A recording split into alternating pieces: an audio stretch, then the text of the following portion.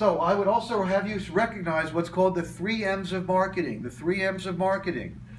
One is you want to decide where your geographic market is going to be and your mail list. The second M is your message. Your ad copy needs to be compelling. It's trying to engage people and get them to respond.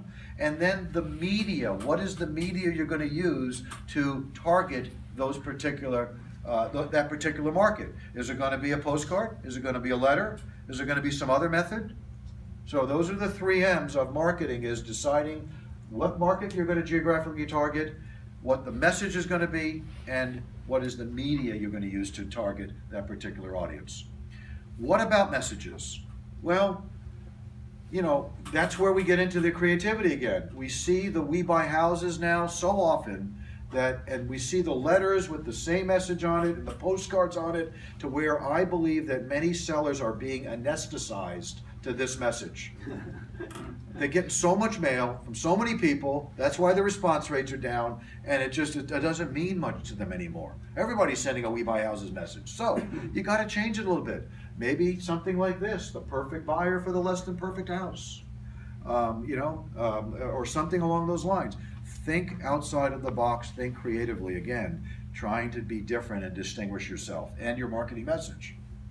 Now, why direct mail though? Well, a couple of reasons.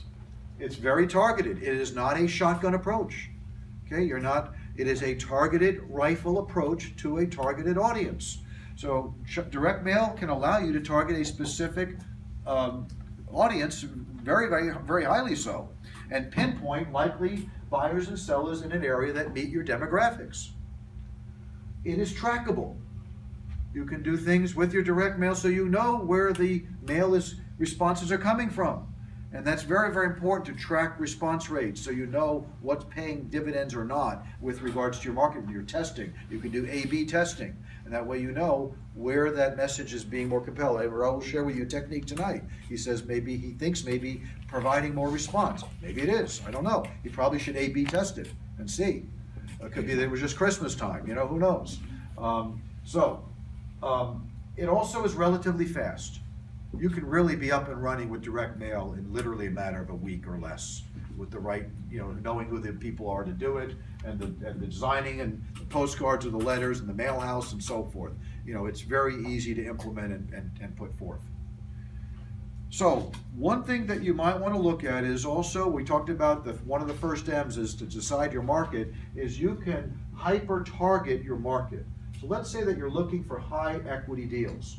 You might put a search query in to a data provider that says, look, I want all single family homes that are 1 to 4 family properties sold between 1974 or 2004, or you can adjust your numbers, sold between 2009 and 2018, whatever the number, the data parameters you want to use, with values between $100,000 and $400,000.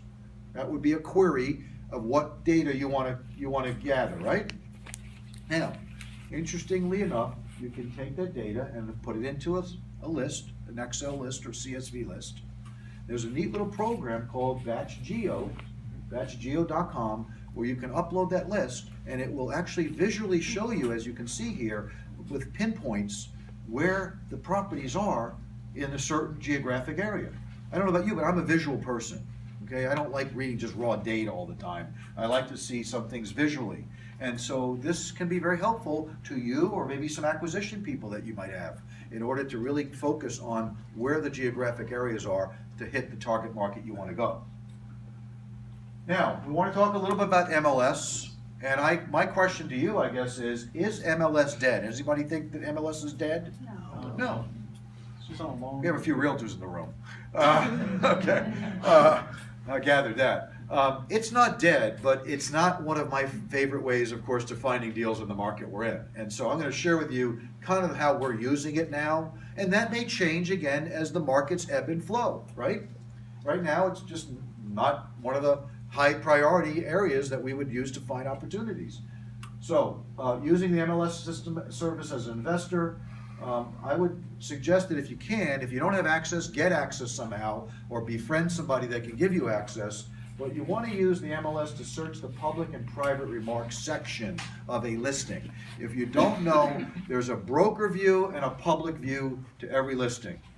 What is said to the public is often far different than what is said to the people in the community, the colleagues, the brokers. There's a foundation issue. There's an unruly tenant, or or something like that, or the porch is unstable and be careful on it. There are comments in that private section, that broker view section, you're not going to see generally as a public person. So sometimes those are interesting clues. So ideally, you want to be able to try to search both public and private areas. You want to also use the MLS to search target-rich areas. This is usually where there's a lot of cash activity going on. If a lot of people are buying property for cash in a certain zip code or certain region, it usually means there's a lot of investor activity, or that's a very hot market right now. And so if you can get something under contract in that market, or buy something in that market undervalued, you're going to have a lot of people you can move that potato to, right? Use the MLS to search for stale listings. This is properties that have been on the market for 45 to 60 days. If a property hasn't sold quickly in the market we're in right now, what is that usually an indication of? Overpriced. Usually it's price, and there may be some other secondary and tertiary issues, but clearly price is one of those issues.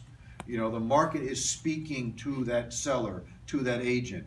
Sadly, unfortunately, a lot of those sellers are tone deaf. They don't get it. They tried to get that price, and they're not getting it, and the market's telling them they're not going to get it, and they begrudgingly don't want to reduce that price. But you may come along and you can give them a dose of reality. 45 to 60 days, there's a sweet spot there where you come along, and now it's often timing. My friend Mike Cantu is a big house buyer in Southern California. He says that sellers are like a piece of fruit.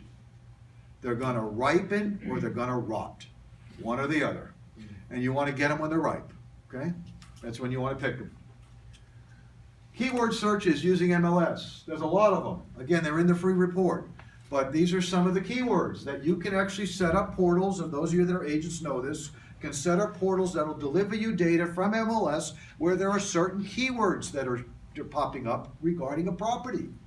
And they're intuitive, trustee sale, no FHA, fixer, handyman special, etc., etc. So you can set up to get some of that stuff coming your way. A lot of it's still going to be overpriced, but again, it allows you to enter it into your funnel initially. Again, these are some examples of bandit signs and the door hangers that we talked about earlier, that you can go hang on the doors and whatnot. Here's a couple of examples of direct mail letters, yellow letters. Anybody using the yellow letters? Again, you can switch it up. Try A/B testing. Regular letters, with regular paper, regular colored ink, or black ink. Maybe try moving. It's little tweaks you can do in direct mail. We cover a lot of it at the class. From the indicia stamps they're putting on, to live stamps, to going with standard mail versus first class mail. There's a lot of little tricks, if you will, that come into the whole direct mail marketing game. These are some sources of some marketing materials to buy some of the stuff that's available out there. Again, it'll be in that free report if you want that. Just put free report in the subject line.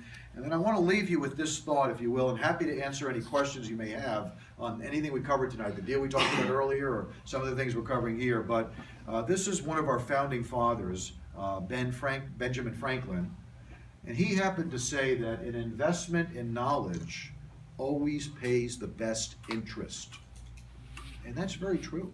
We're constantly learning in this business. I've been at it 30 plus years, and I'm still learning new tricks and still tweaking and doing things differently than I did maybe a decade or so ago.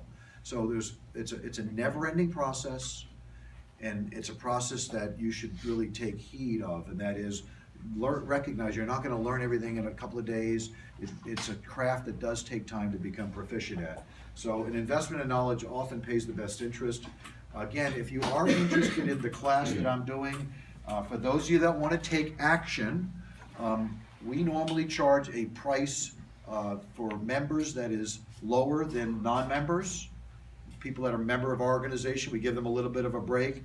If you are interested in this one-day class and you think you can get something out of it, and I think you will, and you want to sign up tonight for the class, we will honor the member price. So that gives you a little bit of a discount, but you have to decide to take action this evening.